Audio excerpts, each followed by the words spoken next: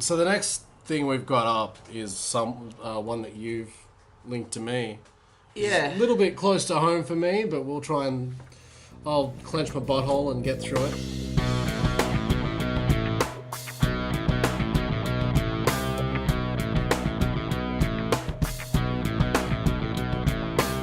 Yep. Do you want to field this one?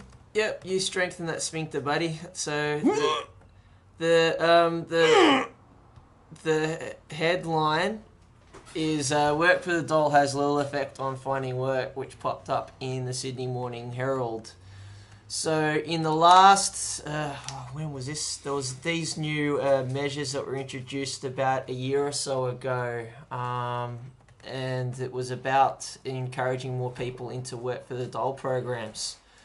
The incentive being that if you put someone working for the Dole, and even to that seems to me like a bit of a contradiction anyway, because to be on the Dole doesn't that necessarily mean that you are out of work.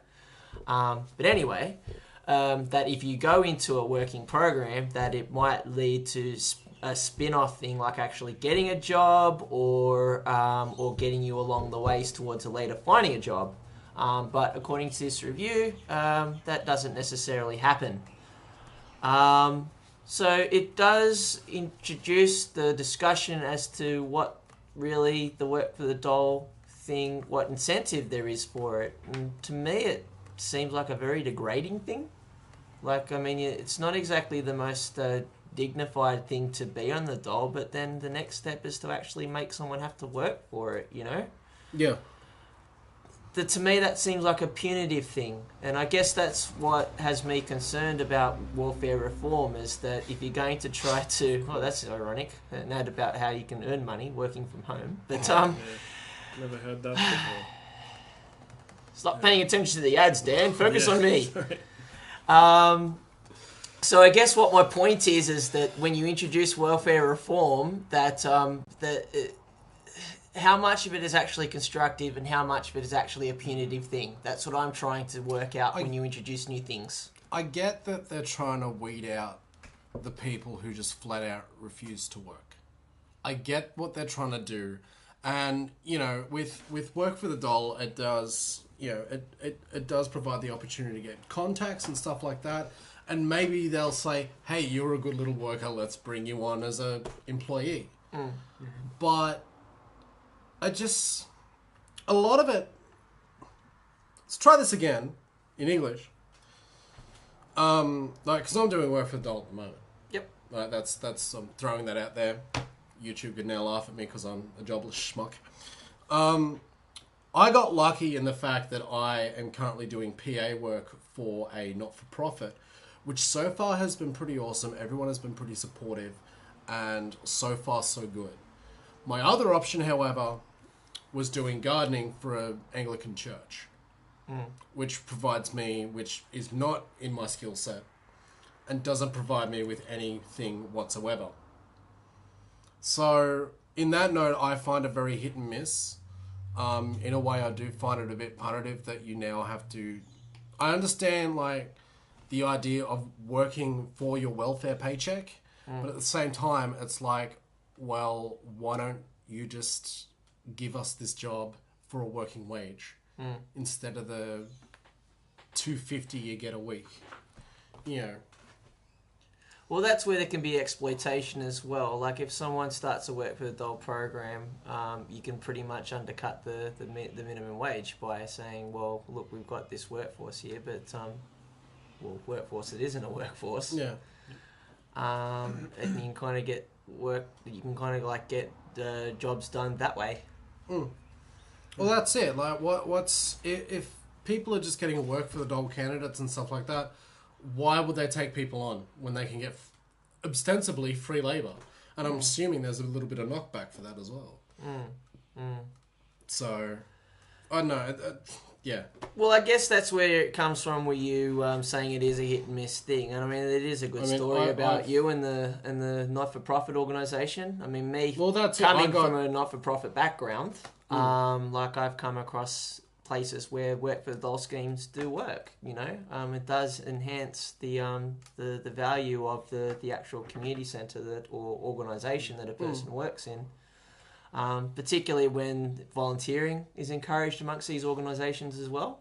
Why not supplement that with a Work for the Dole program? To me, that's a positive thing. But yeah, the negative thing stuff. is that, you know, I got reasonably lucky. I mean, I still have to do Work for the Dole, which is a pain in the ass. But I pretty much got to, you know, go to somewhere which supplements skills I already have. You know, I know how to be a PA.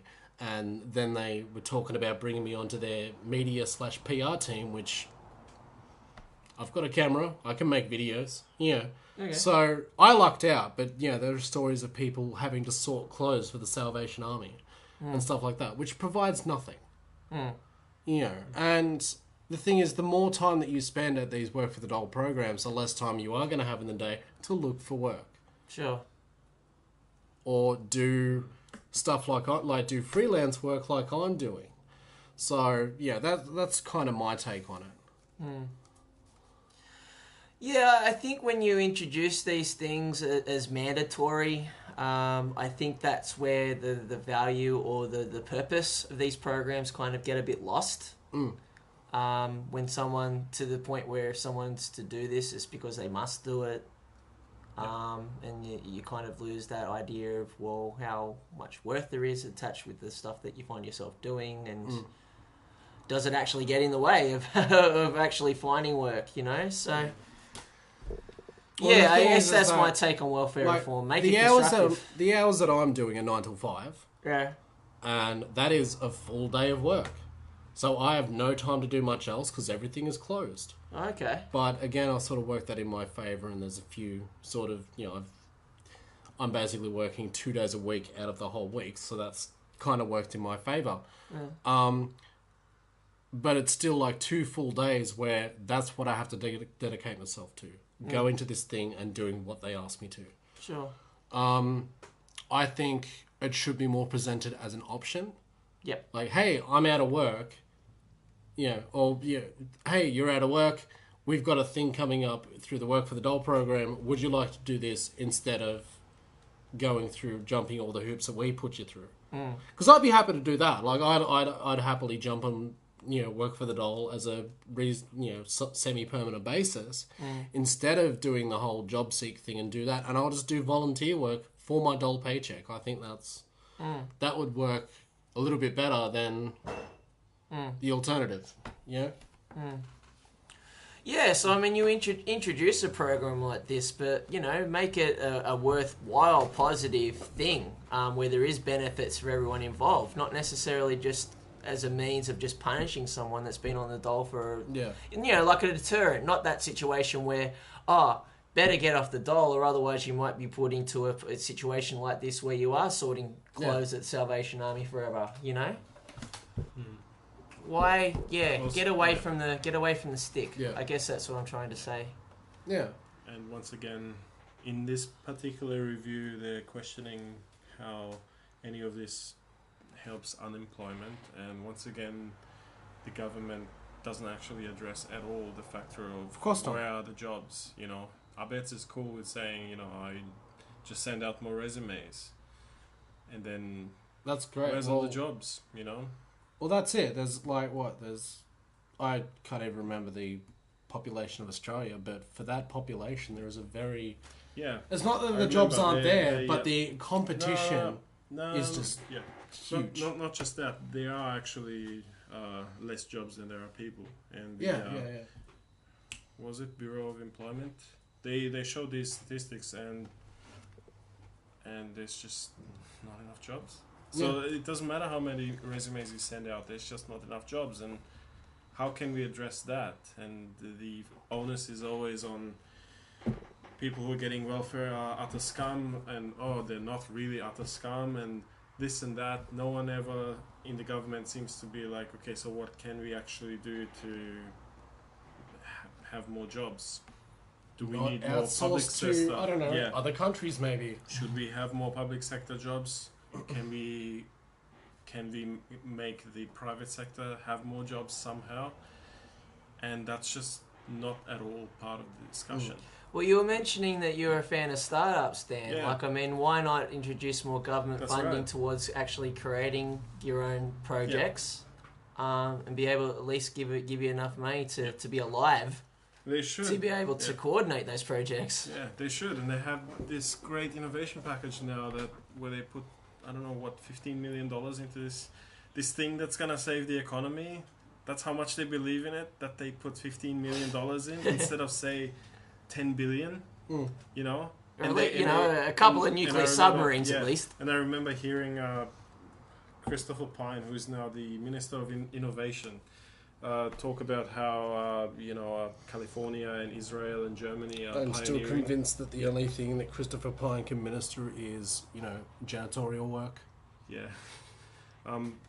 Anyway, he was talking about how Silicon Valley and Israel and Germany and all that have got their government, public and private sector integration happening, and the entrepreneur field is booming like crazy, and we're gonna get into that. We're gonna get into that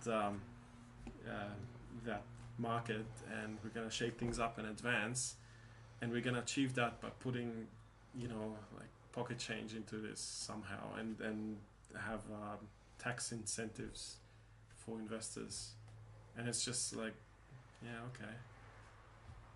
You're not gonna achieve any of that.